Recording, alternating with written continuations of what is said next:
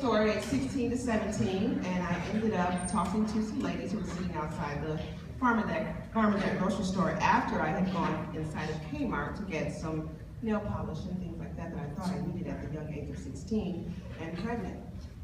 So, go to the grocery store, and there's some ladies sitting outside the store, and they were selling peanuts and peanut brittle. So I started talking to them.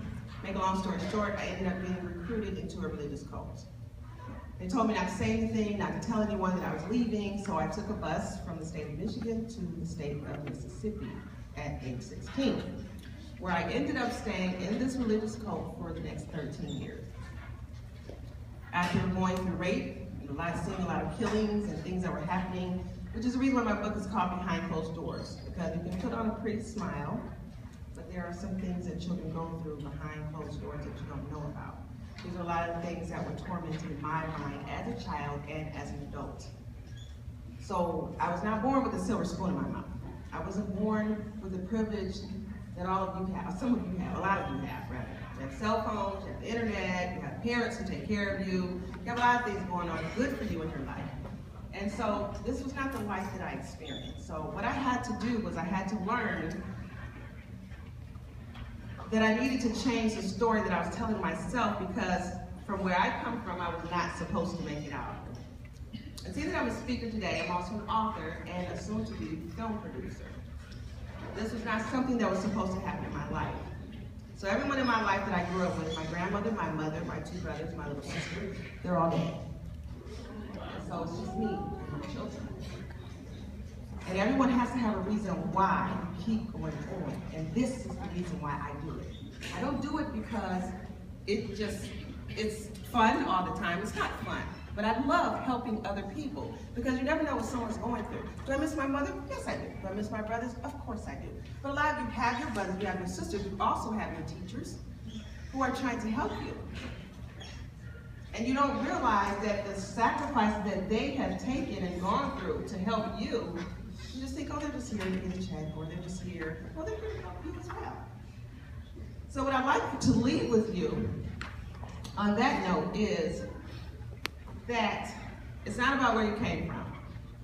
Some of us have good lives, some of us have bad lives. You never know what the next person who you're sitting next to is going through. So, it's not about where you came from, but if you change the story that you tell yourself. For example, if you're in a classroom and you don't like math, young people today are so consumed with everything happening quick, like microwave. They want to get the lesson, but they don't want to put any work in. You want to get the lesson? You got to take some time and learn the lesson. All the resources that you have available to you. When I was younger, we had paper routes. Now you have your cell phone. You have your cell phone with all the information there, but who wants to take out the time? Today you have to make a sacrifice for what you want to be in the future, which means sometimes you may have to turn off the cell phone. You may have to tell your friend, I can't talk right now. If you have a C and you want to get an A, you have to figure out what is it that I could do that could make my grade go up. You might have to tell your friend, I can't talk to you right now, or I can't watch Empire.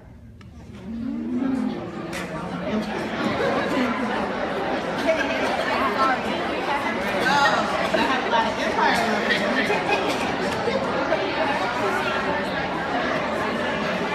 Okay. So I know we all like Empire. But I'm going to bring this first skit to you. We're going to do a skit today. And keep in mind that the message is, if you change your thinking, you can change your life, which means you can be whatever it is that you want to be. There's nothing stopping you but you. If you want that A and you don't get it, to thine own self be true, which means that you didn't strive for it. So if you want it, you have to strive for it. You have to work for it. And so that you can take for the rest of your life. Whatever it is that you want, you can have it. You just have to figure out how to do it. And you have a plethora of teachers and adults and everyone else that will help you. You just have to go to the right people and really try to get that better grade, that better life.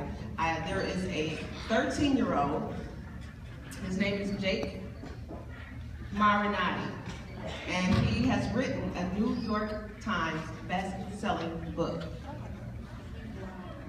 And he didn't just start at 13, but this is something he's been writing books since he was 10 years old. And I have a lot of young people tell me, I can't write a book. I want to write a book. I can't write a book. And I'm saying, well, if you take your cell phone, because I'm pretty sure, how many of y'all have cell phones? Ooh, got a cell phone. Everybody should. A lot of cell phones, a lot of bills, a lot of bills, a lot of bills. So we all have cell phones, right? If you take all the text messages that you have sent back and forth to your friends and loved ones, you have written a book. So, when you think you can't write a book, or you say to me, I can't write a book, your cell phone is proof that you can write a book. You might think to yourself, well, what could I want to write about?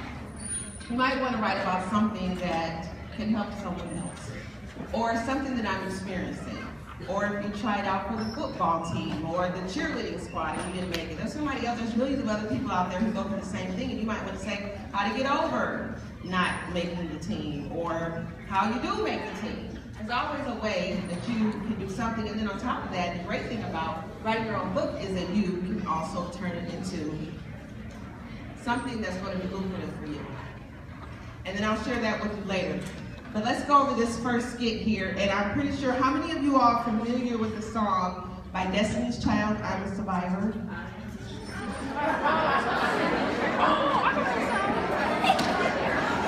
Oh, I know that song. So understand, I'm not with all the new music, but that's music that was played in my time. So since you guys do know that song, then when the chorus parts come on, I want you to listen to the words that the song is saying. And the song is saying, I am a survivor. I'm not going to give up. I'm going to work harder. I'm not going to stop, thank you. I'm going to work harder. I'm a survivor. I'm going to make it. I'm going to, right, keep on surviving. So when the chorus parts come on, then I want you guys to help sing it, and then there's a message in the skit, so pay attention.